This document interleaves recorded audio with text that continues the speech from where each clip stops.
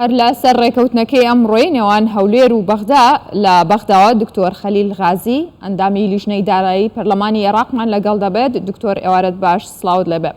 پێمان بڵێ پەرلەمانی عێراق ئەو ڕێکەوتنە چ کاریگەریەکی ببوورە یاخود بڵێن بەگشتی هەموو کوردستان کاریگەری ئەو ڕێکەوتنەی لەسەر بێت دۆخی هەرێمی کوردستان لە عێراقا ئەگۆڕێت و کاریگەریەکانی بۆ عێراقیش چۆنە بێت؟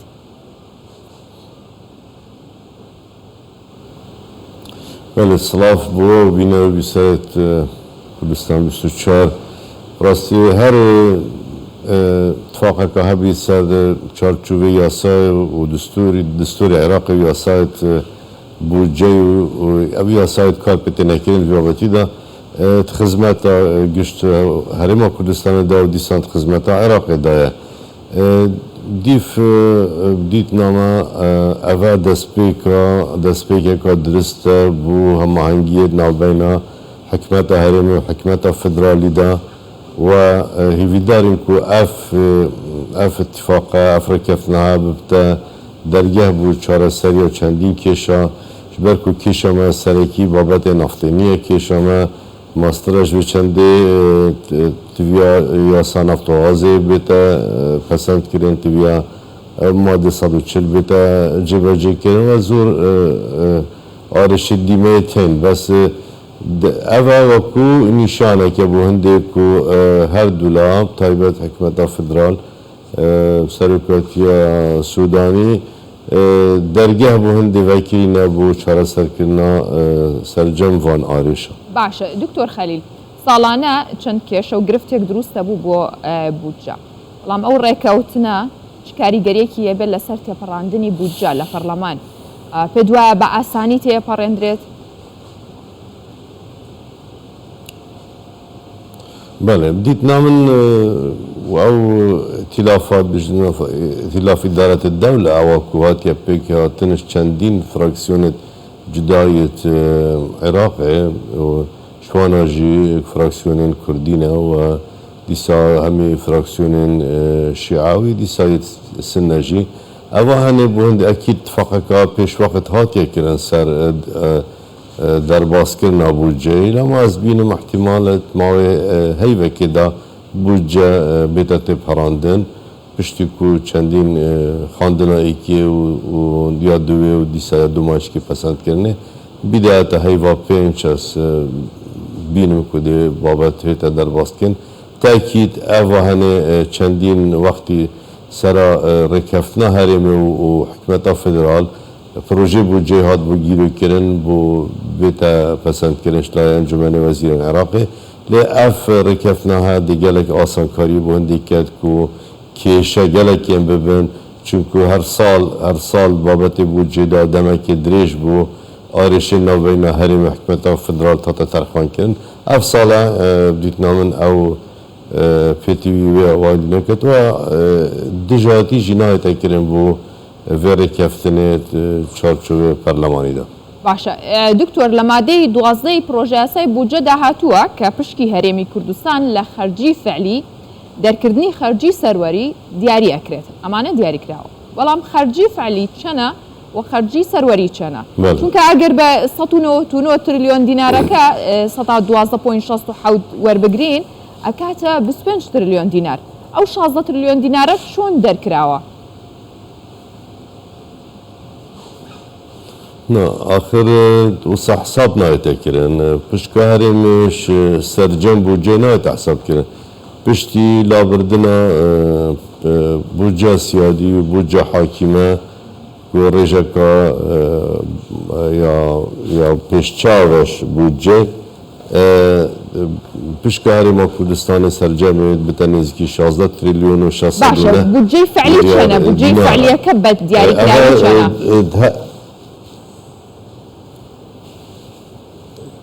چەنە؟ يعني او بودجي كبيوتر بودجي فعلي كلا 199 تريليون زياتره باشا لو راح شنك بودجي فعلي بريد اشتتش بنارو كرم بودجي فعلي ماشي المكابيجين بودجي فعلي بودجي بخو تقديرك بودهاتي ومزاقتنت بيش وقت أفا نشن حتى بوجه تنفيذ بتمشين بيجين أفا بوجه فعلية بس نزيكي 300 بوجه سيادي وحاكمة أفا ديت مينتن بوجه تشغيلي واستثماري يا جاري واستثماري جفيت تحساب كريم بشكاريمه ديسان هندك بوجه أود بيجن تنمية أقاليم وديسا باري بترو دولاري وباري مزاقين شركة أفاجي سر بشكا هرم ديسا تيتا حساب كرن لو ما سر جمعي همشين بزانين اللي أفا فعلي تبيا بوجه بتا انجام دان جبجي كرن دو ما اشكا سال همشين بيجين بوجه فعلي چند بوجه چونكو شرط نية واتيا نويسان همي بتا انجام دان مع عجز 64 مليون و 500 مليار 64 تريليون و 500 مليار دينار تين بيت اف عجز همي نيتا فركرين لو ما دي كوش مبوجيجي همي دي ايتا خاري اگر نيتا همي نيتا انجام دان سبب بهای نفت داوزیان هر آری شکادی پیدا بو معنای ام نشیم بیجیم بوجا فعلی چنده بس امشیم بیجیم نه بوجا سیادی و حاکمه و یدیه و همی آنکو امشیم بیجیم پشکامه بوجا گشتی پشتی سیادی فعلیتی تبرین اکی امش سرجم حساب کن ام حساب کن 800 تریلیون های نه 12.6 او 4.6 دی او تبرین او یا سیادی حاکمه او جی هر هرمی پشکاتی ده های اکید وكو بطاقة كيلو برخارنه ودي سبابات زور بابات ديت حاكمية السياديتين. لا برگەی دووەمی مادەی 112 هاتووە کە پشتگیریەمی کوردستان دیاری ئەکرێت بە شێوەیە کە ڕێژەکەی زیاتر نەبێت لە داهاتی نەوتی و نانەوتیەکانیش. ئەمە چۆنە؟ واتە ئەگەر داهاتی نەوتی و نانەوتی هەرێمی کوردستان زیاد بکات کاریگەری لەسەر ئەو 16 تریلیۆن دینارە نابێت؟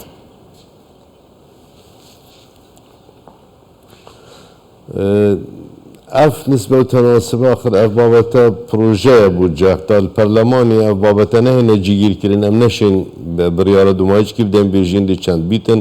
پشکام زیاتر لبید بیرجی گورین لی چه بید یعنی قبل کوجمه نه پشکا کو 12.6 بس دبیر زور نفقات عندك سیادی آنیت حاکمه کم بکن یا زیاده ببن اول تأثیری سر پشکا هرمی کرد بس وكو هات جيجي كرين 16 تريليون و 609 مليار دينار عراقي بو بشكا هريما كردستاني وبهمي يعني بوجا تشغيلي وكو قلت يا فعلي ويا حاكمة ويا با تنمية أقاليم وهميد بنا 16 بوينت يعني 16 تريليون و 609 مليار دينار گورین چارچوبه پارلمانی دا و لجنه دارایی داد بید گورین بینه کرن بس گورین نه وسط کاریگر نابن کو بشن وی یعنی کاریگری سر پشکا هرمی بکن شبر کو اتفاق حاجت و همین گوا نبونا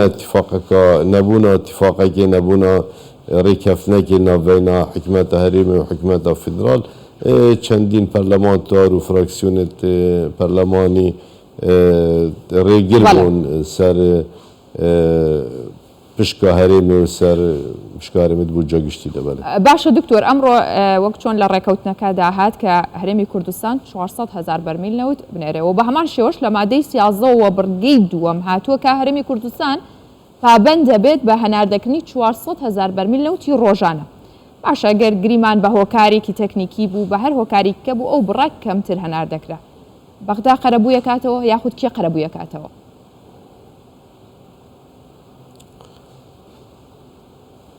آخر پشکنا تحساب کردنش فروتنا هرمه حکمت هرمه ملزمه ب 400 میلیارد بس پشکا آمد بودجه دا نهایت اگریدان وی بابتی وی شکلی چینا نابیتن یعنی تبیا اکه همی دهات چوت دهات گشتی فدرالی دا وگا و همی مزاقتن چی شویره درد کبن بمعنى صباحی هکه بصرا شی کم فروت معناه پشکا بصرا دیج نهایت برین یا عماره یا هر جهه که دیه اوه نه دشته که نه یاسایی اگر هبیتن جید بودجه دا نه درسته اوه راستی تبيا وقتی هم بشین وحدة الموازنة يعني همي إيرادات شنا موازنة فدرالي همي نفقات جيش موازنة فدرالي در كمن تبیا بابا بتا نه تگیری دانو اگر دیسان تشتک هبید جد بوجه دا وی شکلی تبیا بیت راز بکرن. بله دکتۆر خەلیل غازی ئەندامی لیژنەی پەرلەمانی عێراق لەگەڵمان بووی لە بەغداوە سپاس بۆیەوە.